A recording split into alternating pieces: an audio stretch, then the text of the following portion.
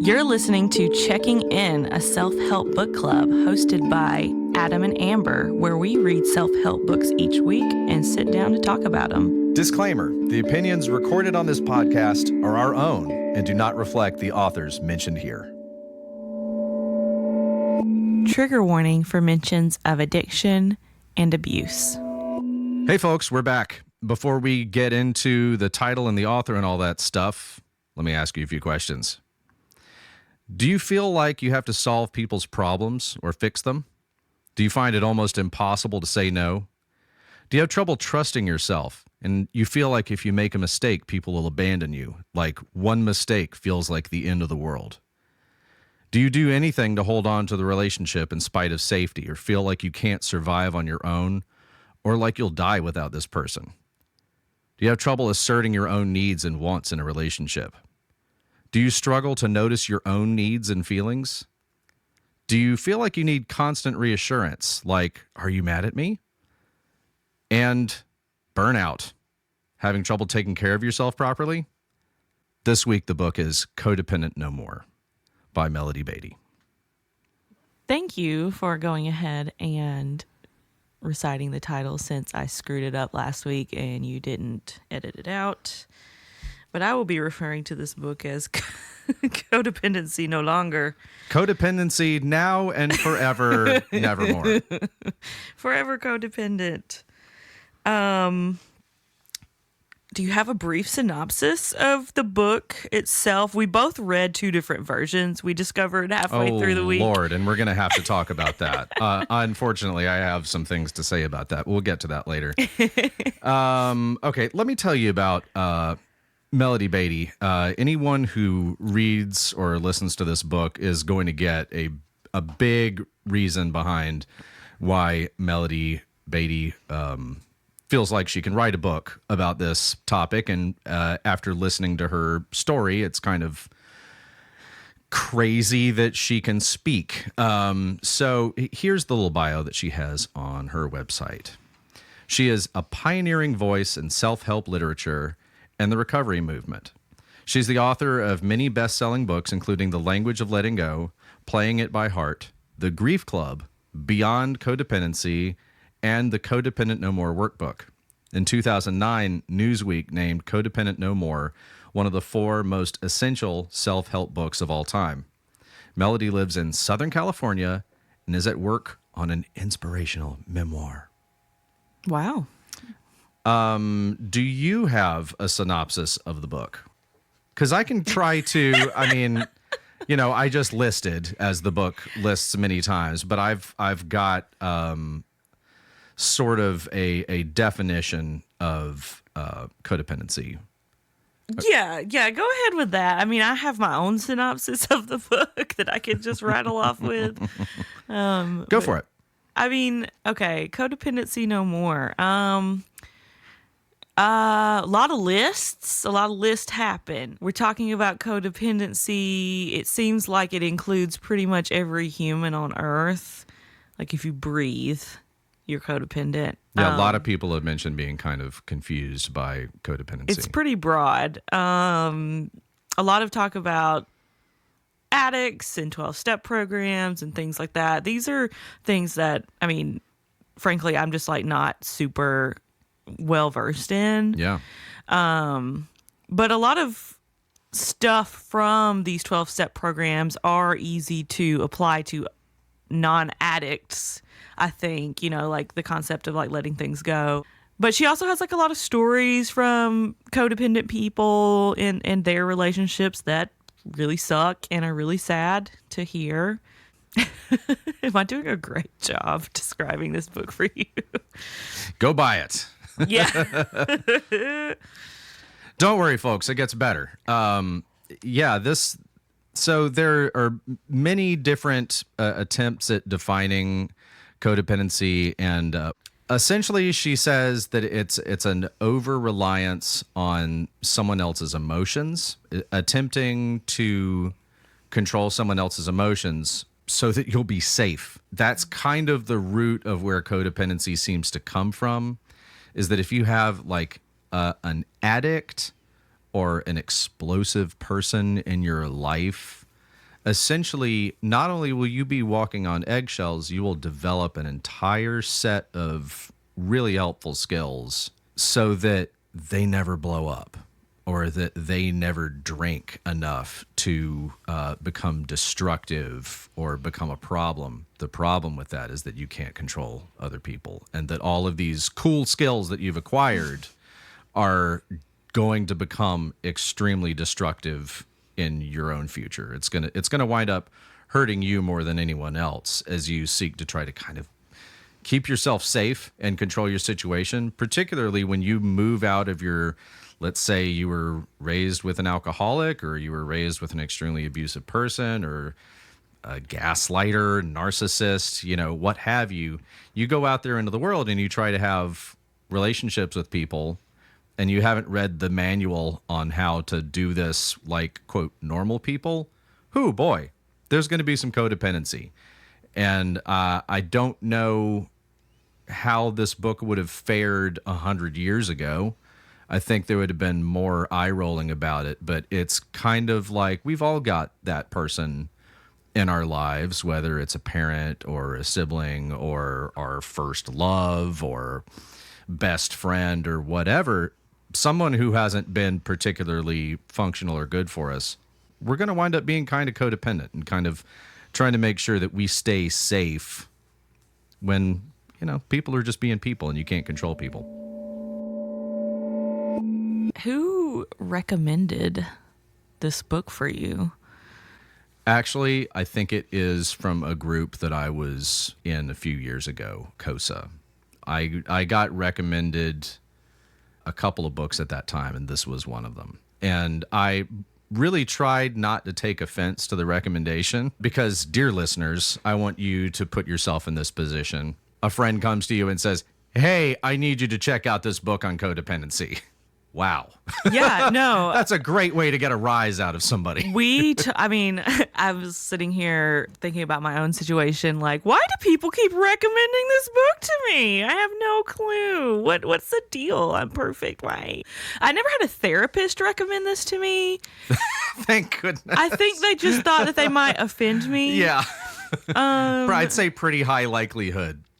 I don't know if that's, I wouldn't offend me. It's not you. Yeah. It's not you, but it's human nature. Right. Like, hang on, why are you saying that I'm codependent? And also, what is codependency? Right. I actually had never really heard the term until my ex-husband someone reached out to him and recommended that he look into a codependency anonymous group. And I was like, I don't even know what that is. And that's when I started kind of looking into it. Throughout the years, I have had friends recommended it to me over and over again. And this is the first time I cracked it open. I had no idea it was so old. Like, it was from the 80s. Yeah. It was really great to finally, finish reading it. I'm definitely not sorry that I read it. This is one of the books where I cracked it open and I got, 10, 15 pages into it. And it kind of blew my mind because, this checklist here is kind of undeniably me and stuff that I do. And it talks about the environment that I was raised in accurately, as if it's a fortune teller. And I started to realize, this is actually a lot of issues that I have right here, is that even if I'm not codependent, I've been raised to believe that all of these things are fine. That's why I kind of feel like this is a helpful book, not for people who suspect that they might be codependent. It's a helpful book for people who are alive today, because there's certainly enough people out there stirring up trouble that freak us out and cause us to try to behave in codependent ways. It's not simply, I've got to be with my partner all the time. Lord knows that ain't it. That's not what it is. It's a whole variety of other things. One example is alcoholics. Now, I don't know if you know this, but this is actually recommended reading for Al-Anon. I don't know if this is like official recommended reading, but this is one of the places where I heard of the book was in Al-Anon meetings. Everybody references it. Everybody has read it. So, hi, Al-Anon members. So this is recommended reading for people who've grown up with an alcoholic in the family. And as you try to hide that family member's alcoholism, guess what? All these codependent tendencies start to happen, making excuses for them or rationalizing like, well, I mean, this is just the way things are. And, I said, hey, no, I'm not going to do that. And here I am doing it anyway. And I have no boundaries anymore because of this person, but it's just this person and my partner and everybody that I'm going to be with in the future. No, I think I definitely agree. She'll get you. She got me like hook, line, and sinker within the first few minutes, of wow, this is so reflective of what I'd experienced. Especially the part where she talks about how it's kind of like a denial of your own issue when you're like, well, I'm the responsible one. I'm the one who's taking care of this person. Like, I don't have a problem. Like, I'm the one that's making sure our lives are okay and picking up these pieces. And transparently, when I first started diving back into it, because I had gotten kind of like halfway through it and then I put it down, and that's kind of, why we talked about last episode. Yeah, sure. I wanted to keep doing this podcast. So I started it from the beginning and I started feeling like very anxious. I felt, I think, really triggered by some of the stories that were mentioned about people's codependent relationships with addicts and with people who have been abusive, and kind of reflecting on my own experiences that were so similar. And then also just, I think I was like reading it and just like, oh my God, am I falling into this pattern again? Is this what's happening to me right now? Like, do I need to like just be on alert all the time to make sure I'm not doing these things? Like everything I do is codependent. There's right. no way to fix it. Yeah. Like I was like starting to feel like really, really anxious about it. I think Melody Beattie actually does mention toward the end of the book, at least in my version, that the book tends to kind of wake up some pretty nasty feelings in people who are reading it. Mm-hmm. Is that there's so much gross stuff in there in terms of controlling behavior, not just by codependents, but the people who have kind of inspired that codependent behavior. And readers tend to kind of get mad about a lot of that stuff again. But the thing is, all of these incidents in our lives that, wounded us or whatever and kind of bumped us toward codependency, they weren't packed away and put into their proper boxes. And so all of this stuff is still laying out. Reading Codependent No More can it makes a mess. It makes a mess because you're cleaning up and putting things away properly, I hope. Yeah, I was also kind of wondering where do you feel like you are in your journey to independence, or as Melody coins the term, undependence?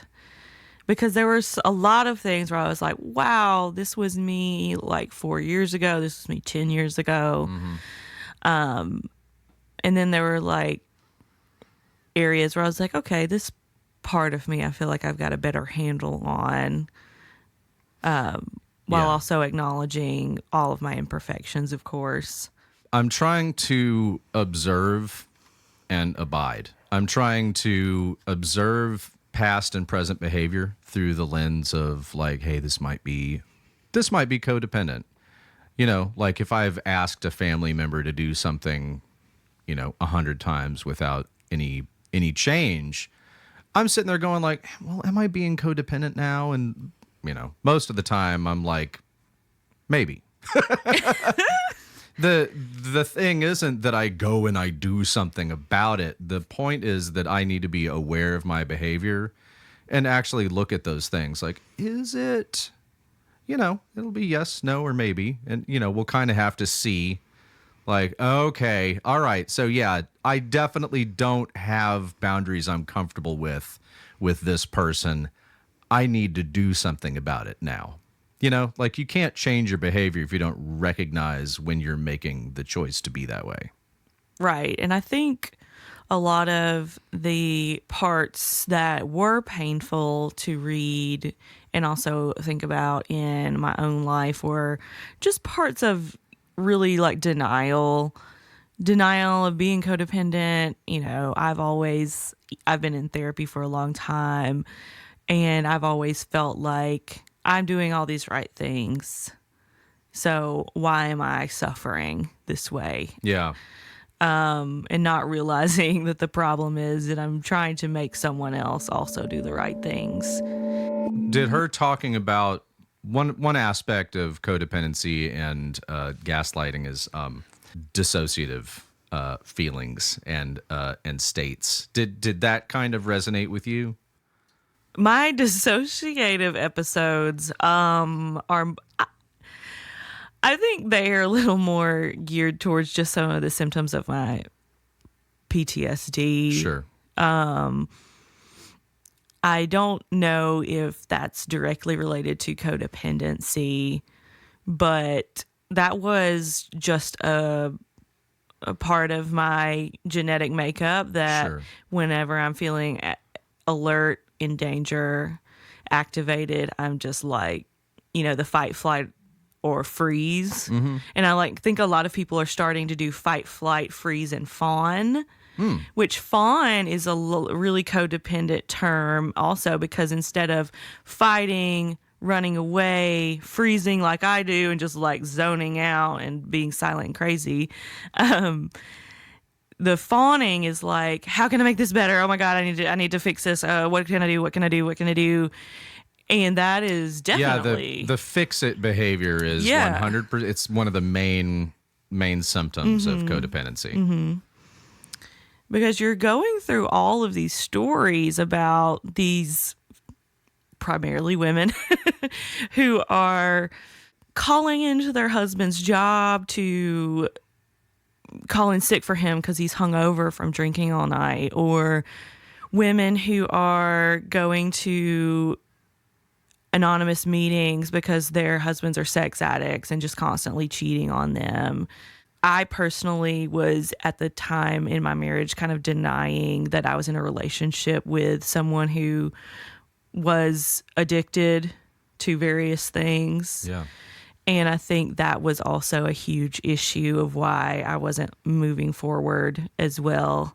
I can't make somebody recognize their own behavior. Right. But so you start to recognize their behavior. Mm-hmm. And then what? Are you kind of like, because there's a very long time before that light goes on, right? It's not like immediate for folks like you and me. It's kind of like the frog in boiling water. Like we don't realize that the water's boiling until it's happening. So there's like for me at least, there's a long process of kind of waking up. Like, hang on. So this seemed like a lie, and I asked them about it, and they said these other things, which also seemed like a lie, but then they said that everything was fine, and I guess it is. And in the moment, like, it's easier just to go to bed than it is to stay up and worry about this stuff. Mm-hmm. But for me, there were definitely like dissociative events where like I honestly don't know what's real anymore, and that's not only like am I being lied to, but this feels like a movie. Like this feels like it isn't actually happening, and that's another like state that happens. Yeah, absolutely. It's definitely, she makes it very clear that this is not like a one size fits all type of psychological issue. There's a lot of lists in the book. Listing. We could actually make a list of lists. I'm going to pull some of my favorite items from the lists. Okay. that I kind of jotted down while I was listening. Sometimes I would hear something and I'd make a note and be like, yeah, that's a big one. One of them was, it's not okay to feel my feelings, and I'm probably screwed if my partner feels theirs.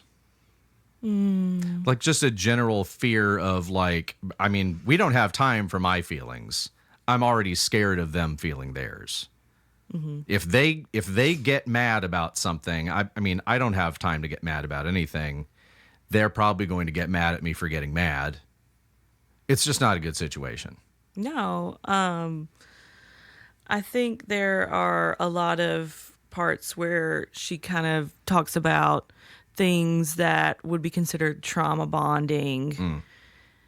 There's a lot of parts where she considers things as much your problem as it is theirs when it comes in terms of being codependent, anticipating someone's every move, and you're trying to control that person, but that person is controlling you.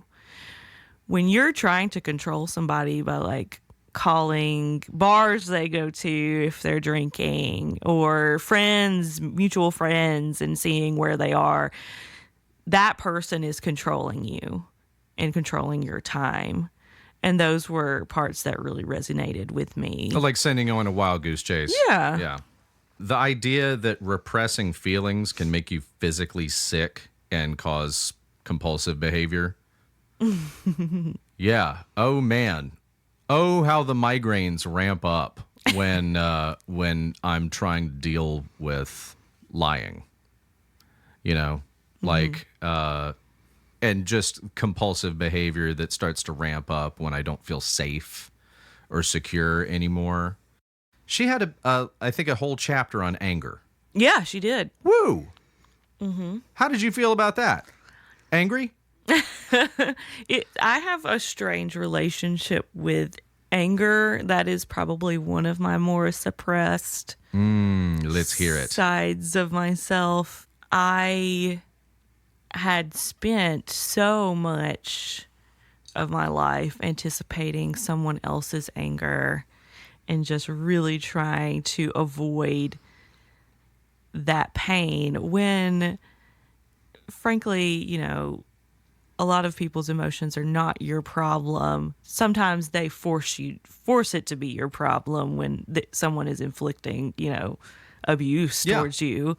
But as far as my own anger, I felt like in this past year, I've started to, and I really think that this chapter was super helpful in recognizing it as motivating and energizing and healthy.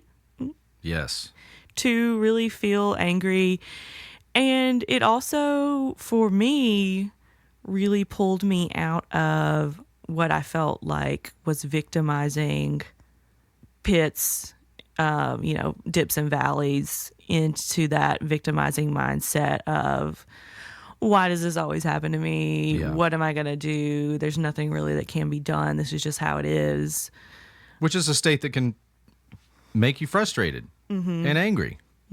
So if you're sitting there thinking like, but I shouldn't be feeling this way, there's no room for me to feel this way. That comes back to like, well, I mean, you know, where are you storing that anger? Like, you know, hey, listeners, where are you storing anger in your body right now? I can tell you exactly where I'm storing mine. It's like right on the top of my stomach, like right below, which is why I had to have it amputated. So codependent people may feel that being angry makes them a bad person.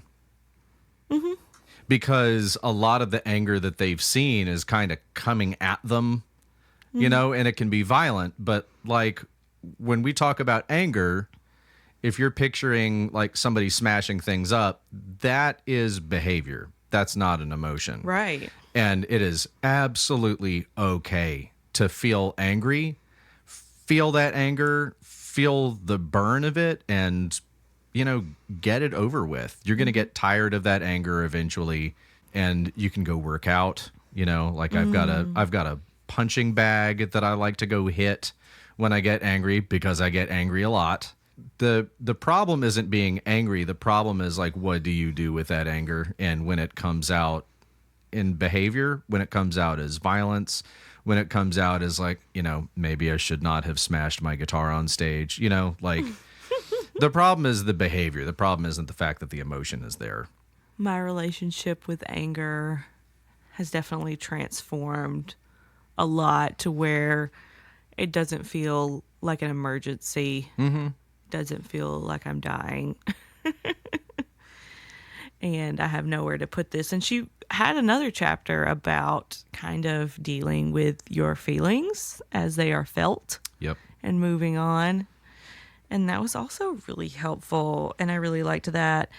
The only things I feel like I was not able to fully grasp onto was just the kind of what felt like constant hammering in of like 12-step stuff, which I think can be really helpful. And I know so many people who live and die by their 12-step programs. I think the 12-step stuff is in a way more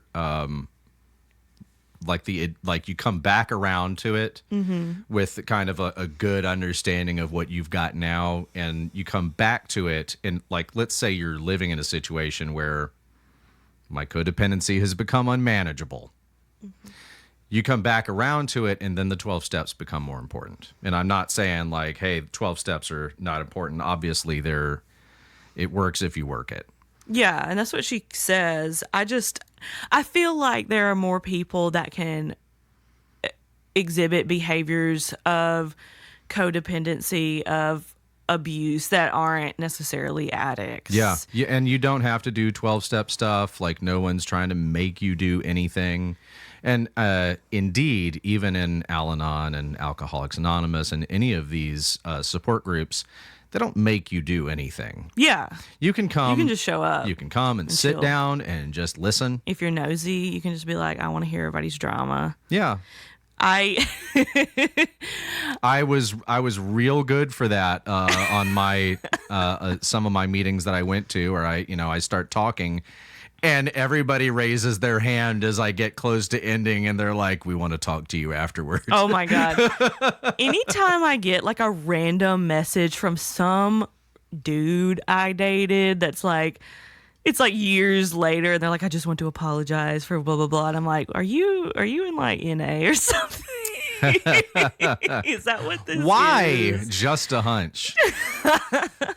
Are you trying to make amends with me? Like, I forgot about it. Go ahead. You're fine. Like, I have way bigger issues to deal with now. We'll have to at some point go over like, or you can just Google it. Y'all look up the steps of a proper apology. It will change your life. First off, you will not accept apologies that are not properly done anymore, which good for you. That's a good step away from being codependent and a step towards like trusting yourself and having more self-confidence. And second, if you look this up and stick to the steps of a proper apology, I think that you'll be more effective at apologizing to people. Folks who are in 12 steps, who are at the stage of like doing their apologies, have to do it properly. They can't just like text you and be like, hey, my bad. You know, like that doesn't, there's no accountability for that. There's no, hey, I'm not going to do this again. No, like, here's how I think this made you feel. It's just like, my bad, you know. Pretty much. That's what the types of things I would receive. And I mean, I can't say if they really were involved in some kind of 12-step program. I just had a hunch. Like, I can't imagine like why some random man who was such a piece of shit to me all those years ago would just randomly try to be like, hey, I'm sorry. Unless they're just like trying to like fuck me now. Right, exactly. I was going to say, there's some pretty good motivators out there in terms of sex. Maybe I should apologize to her. God. And she won't also let me hit it. Melody also emphasizes, do not apologize to people that you know it's going to fuck them up. Yeah. like bringing them back. And I think I've like raised my voice right here kind of high. But like, please don't reach out to people who you've just irreparably traumatized, you know? And be like, hey, I'm sorry. My bad. Yeah, in that case, the apology is kind of more for you than it is for the person that you hurt. I would encourage y'all to stay away from that. Just like gracefully withdraw from that person's life and change your behavior. That's a pretty good apology right there. Just never do it again. And also good luck with that. I want to like start doing a what is it, like an out of office automated response, like please send the apology to my Venmo account. Thank you. Here's $69. Nice. Hell no, it's going to be way more expensive than that. Are you serious? And if it's years prior, we have interest on the apology. So here's $420. Oh my God. Nice. I think it needs to be more than that. So, well, with inflation. I wanted to talk about how did this strike you?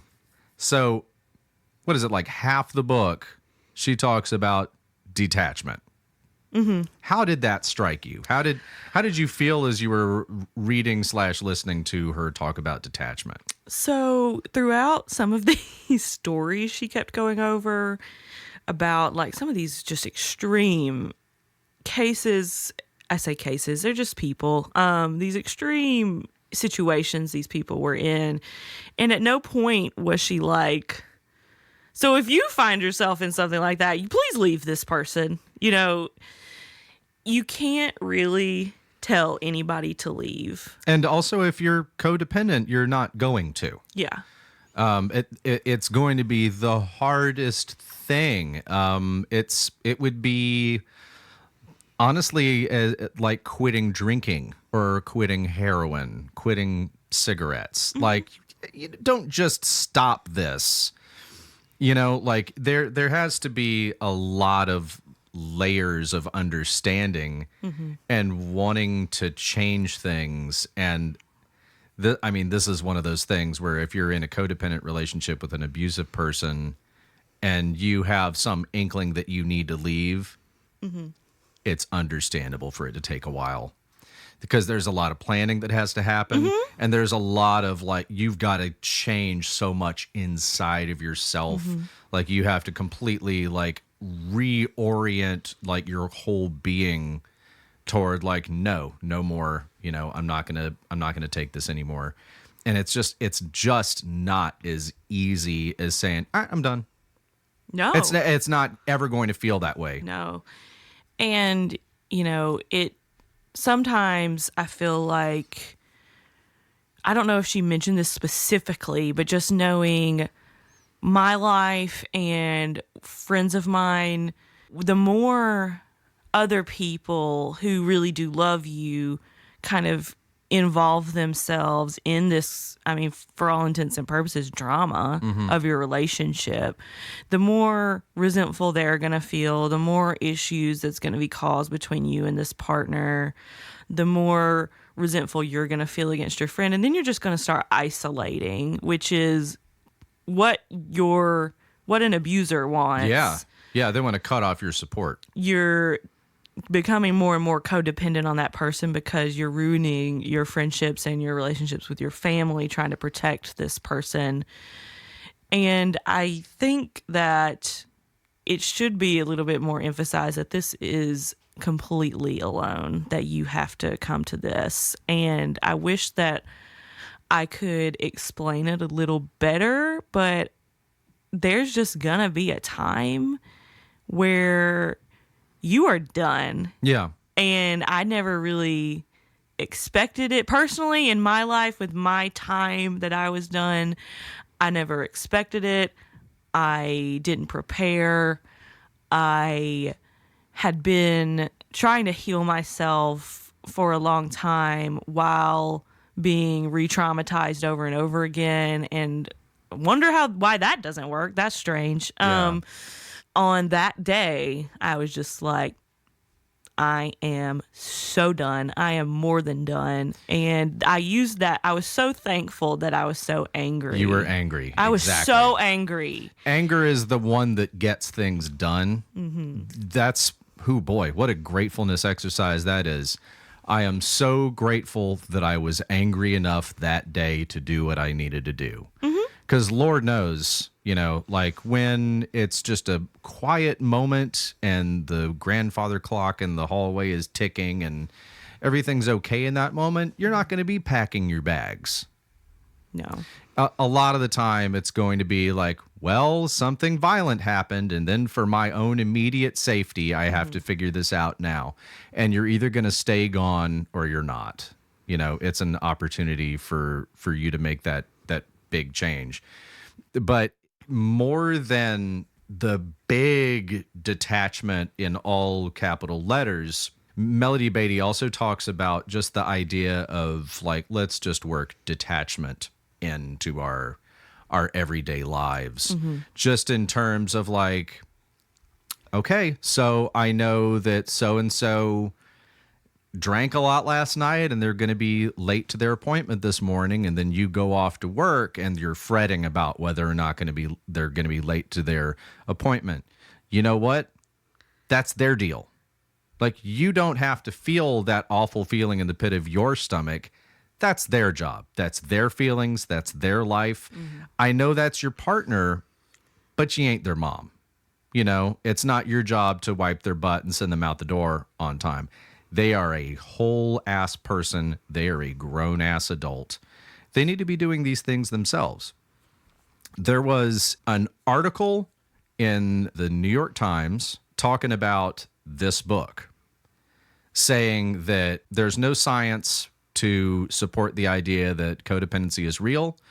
And also the whole idea of codependency is having a toxic effect on people in recovery.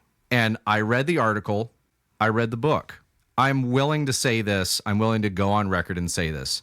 The person that wrote that article didn't read the fucking book. Maybe they're codependent. It's, I couldn't read it because I hit a paywall. Yeah. So I'm just relying on you. And this is not the first time that I've seen New York Times throw up a gross headline just for clickbait. And I believe that's what's going on here. It's entirely possible. Yeah, I'm on fire here. It's entirely possible that this writer is themselves an addict. And they're like, hey, man, you need to care about my fucking feelings or I'm going to drink some more. That is not what this book is about. This book is about finding, not completely eradicating the whole idea of like, well, here's my stuff and here's your stuff. And just completely detaching, like, my kid has a heroin problem and I'm going to go shopping instead of worrying about what they're doing. She is not talking about dereliction of duty. She is talking about saving yourself so that you can be a whole person, you can be healthy, and that you can help people when it's appropriate to.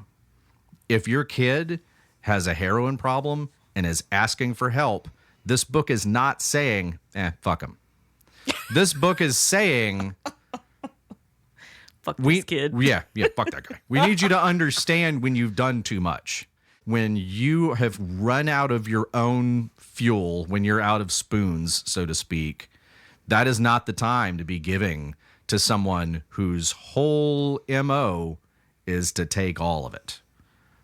Yeah. Like, we're trying to save you first. This is like being on the airplane and we've lost pressure and the little oxygen masks come down. Parents, put yours on first. Don't put it on the kid first. Put it on yourself first. And codependents just sit on the airplane like, what do I do? And the idea is like, okay, so let's say you put the mask over the kid and then you pass out because there's no oxygen and your kid is a kid and they're not going to do the appropriate thing. Now they're an orphan. Right. Exactly. Now they're an orphan. Is that what you want? Do you want the terrorists to win? The idea is you put the oxygen mask on yourself and then you put it on the kid. If the kid loses consciousness for a second, that's fine. Maybe they lose 1 or 2 brain cells. But what we're talking about is your family is now going to survive because you are getting what you need, and you're not going to be overextending yourself in your relationships with your family, your friends, your loved ones. And she talks about how hard it is. She definitely acknowledges how hard it is to differentiate between I'm a caring person. She also uses like Christianity, I'm a Christian person. I'm taught to care and love and be kind to people. And she's like, this is not what being a caring person is. Right. And how hard it is for a codependent person to put themselves in the mindset of putting themselves first, because it does feel like you're being selfish. Yeah. Without some practice. Right, exactly. I kind of wanted to talk about a chapter that I actually... So each time I finish these books, I kind of will revisit a chapter that really stuck out to me or that I just wanted to understand a little bit more. Mm-hmm. And for this one, there was actually 2. One was the chapter that was based on the concept of setting yourself free from controlling someone else. And that just sounds nice, right? Right. So you're setting yourself free from feeling like you need to call and reschedule your spouse's appointment, mm-hmm. or figuring out how you're going to pay this month's bill, without your spouse's help. They had a lot of people just like in this book, like not working and skipping out on their poor partner. And especially if you have children, like I can't imagine how stressful that would be with children. I only have cats. Well, things just get worse and worse and worse. Yeah. That's how that goes. One chapter I revisited as well was the one she talks about, the state of acceptance, where you're kind of accepting the situation you're in and almost objectively pulling your emotions out of it, pulling your psychological attachments out of it, and figuring out where you need to go from there. And that was really helpful to me because I could kind of see that in my situation in hindsight. I almost feel like I had a codependent life and then I had a new life where I'm moving away from it. The state of acceptance for me was so difficult in the past because I feel like I grew up with such a kind of family all over the place, separated feeling where I had a lot of family members, a lot of step parents, a lot of cousins, a lot of grandparents, and people leaving and getting divorced and getting married. And I felt alone on that island of me. And when I was growing up, all I wanted was like a family. Like, oh, I just want like to feel like I have my own family and I have my own place. And when I got married, I was like, I'm giving up that dream now because my marriage is falling apart and it's just not working. And that was hard to come to that state of acceptance. And now, I mean, my advice for every single person who reaches out to me is like, just dump his ass, dump him, sis. Do not put up with him a day longer. Like, so a lot of that is like, you're saying that what you wanted before, really what you're talking about is safety. Yeah. And then the idea of moving into your adult family, mm-hmm. and that not feeling safe either, mm-hmm. that's going to bring up some interesting behaviors as you kind of try to claw your way to safety. Yeah. Both as a kid and as an adult. And what you're talking about, acceptance, is the jargon of 12-step programs. Yes. Basically, like you have to give up in order to start new. Mm-hmm. You have to go, okay, so I've been holding on to the wheel with white knuckles and my hands are cramped. No, your hands are bleeding. Your hands are like blisters, like just cuts and scrapes. It's more than just like a cramp. Yeah. Okay, so your bones are exploding out of your hands with compound fractures right and left. But you have to let go of the wheel. You've got to get out of the damn car and you've got to go find a new car. Yeah. You know, like different road, different car. Yeah. I'm driving a different bus now. This path does not go any further. And in order to really win it being yourself, you have to understand like when you've lost. When I reached that point, it was very intimidating, but also very peaceful to know that I can do whatever I want.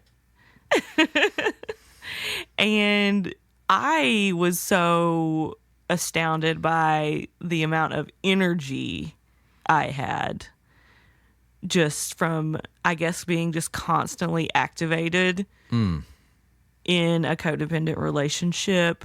I'm assuming that, we're talking like high cortisol levels. Yeah. That'll make you real sick. Yeah. Like essentially that begins the process of your body rebelling against you. Yeah. When I removed that problem, not my problem anymore. Yeah. That was so enriching and healing. And I wish I could convey that. I can't tell anybody to leave their relationship. I can't, but I wish I could convey how quickly you're going to heal. You will be so shocked. I was shocked because I would consider myself one of those, like, if I could do it, hell yes, you can do it. Like I, have deeply depressive episodes. I have deeply traumatized brain functions and all of this situational stuff. Yeah. And then you're able to just like leave the situational stuff in the situation. Yeah. Bye. And it's not like I am just healed and cured from my mental illness, but how much more manageable is my symptoms when I'm not having to worry about controlling another person. Yeah.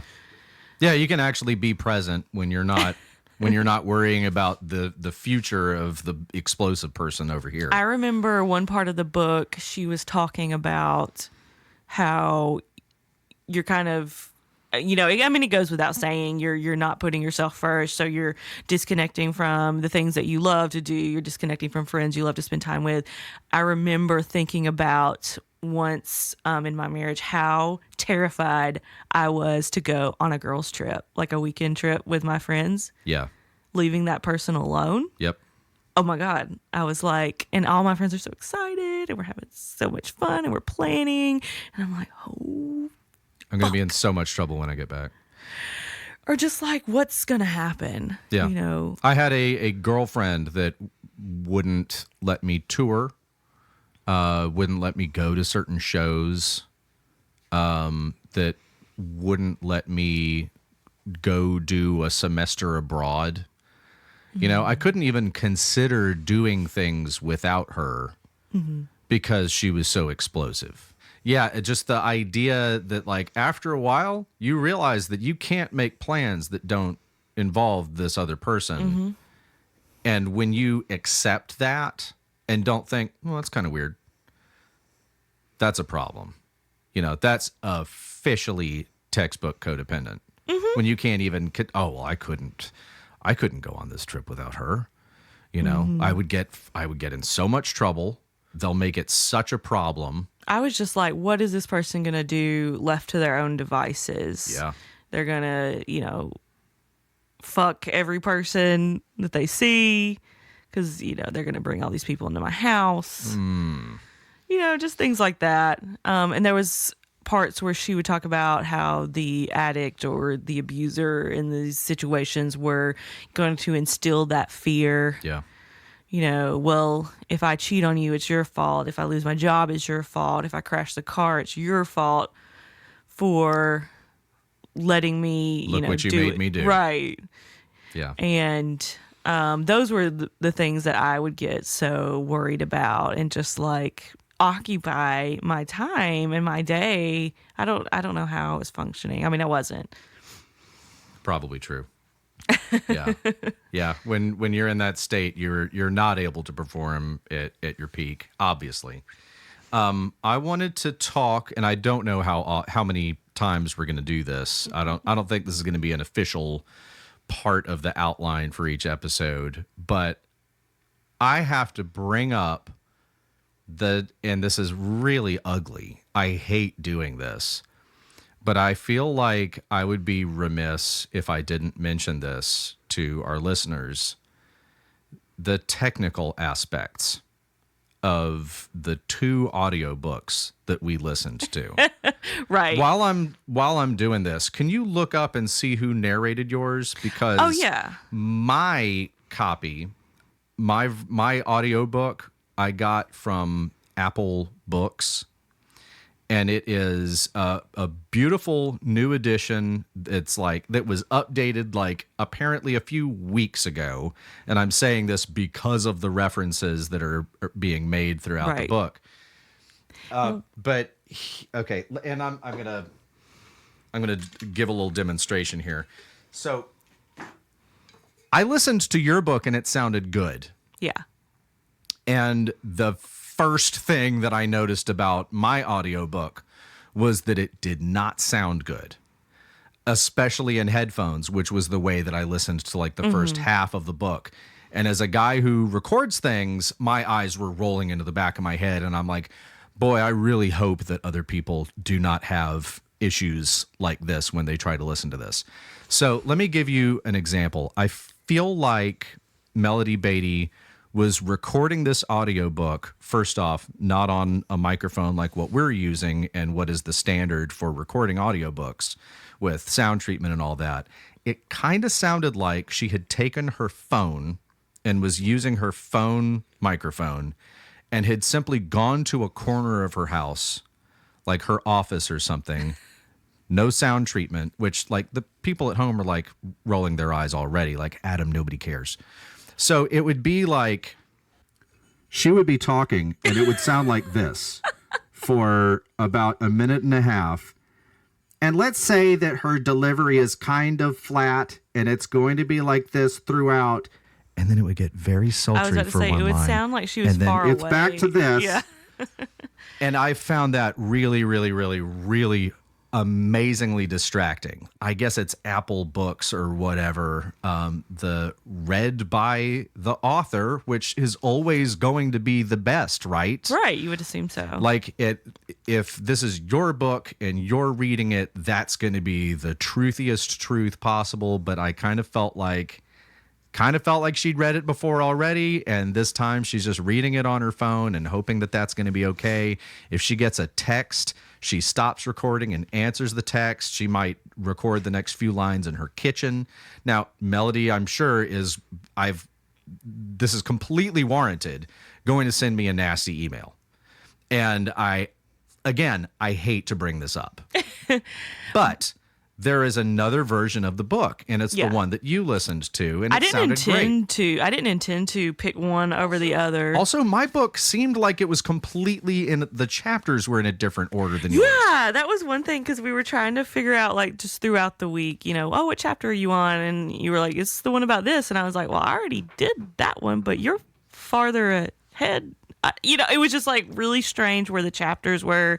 My edition, I mean, the cover looks really 80s and old. I didn't intentionally pick that one, but it was narrated by Christina Moore, and that's the one on Audible, right? Yeah, and she's she sounds just like a normal, very nice lady. I will say it was kind of funny, like listening to her talk about like looking up Al-Anon or AA meetings in the phone book. Yeah. And mine, however, mentions Wordle as being I was surprised when you told me that. Because mine is, I didn't realize the book was written in the 80s. Yeah.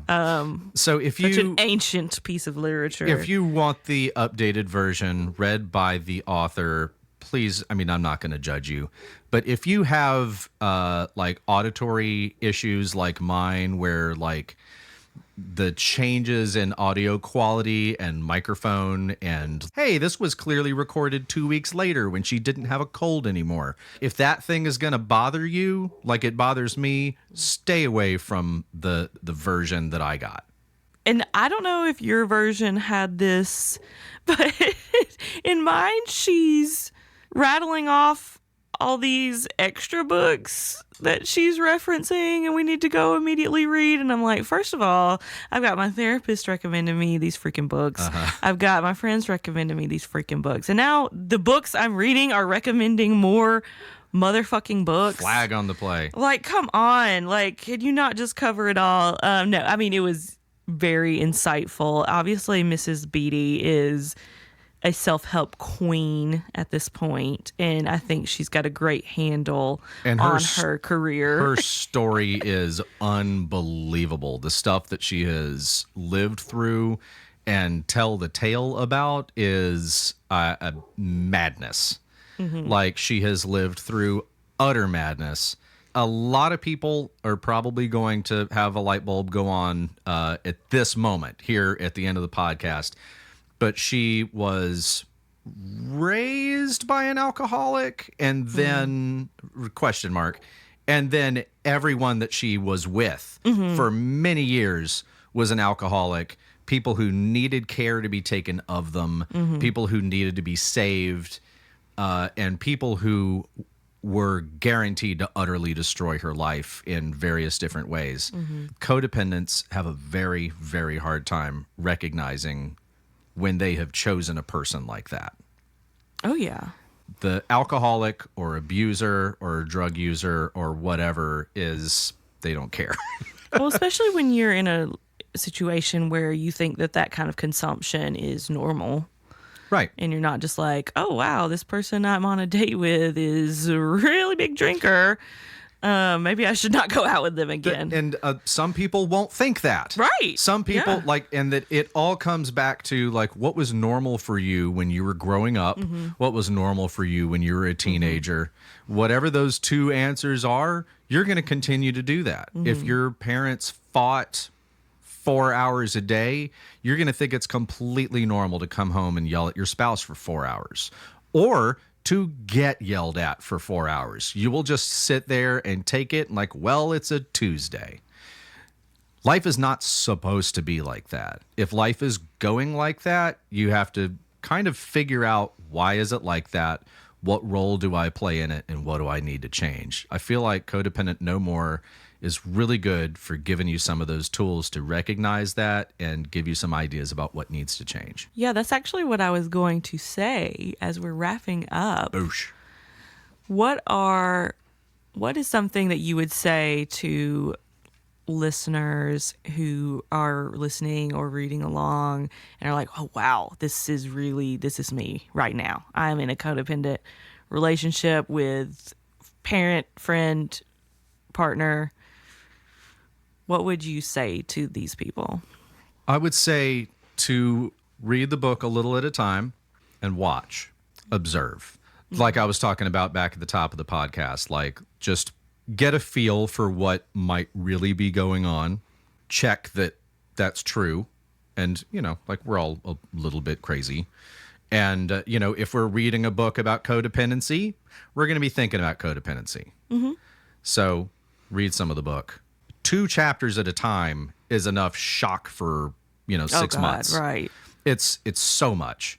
So I don't have any problem with spacing it out. I feel like absorbing it in 7 days has affected my mood pretty greatly because it is a lot of trauma. It's a lot of other people's trauma. It's a lot of remembering trauma. And it's a lot of information. So I'd say take as much of the book as you can at a time without feeling like you're completely exhausted. And then think about that stuff as you watch the events unfold in your life. Watch your own behavior, watch your partner's behavior. Stop yourself when you think that you're doing something codependent and watch what happens as you go the other way, as you make the other decision. Watch as this person gets mad that you didn't catch them when they fell on purpose and start to realize, oh, I have to do my own job. And if they're not okay with that, see what changes you have to make. Yeah, That's my advice. No, that's great advice. I think if I would have consumed this book in the thick of my codependency, I would have panicked. I would have been. Because the idea that my marriage could not be saved would send me into a panic. Like, I'm just gonna have to throw this away. That would really upset me at the time.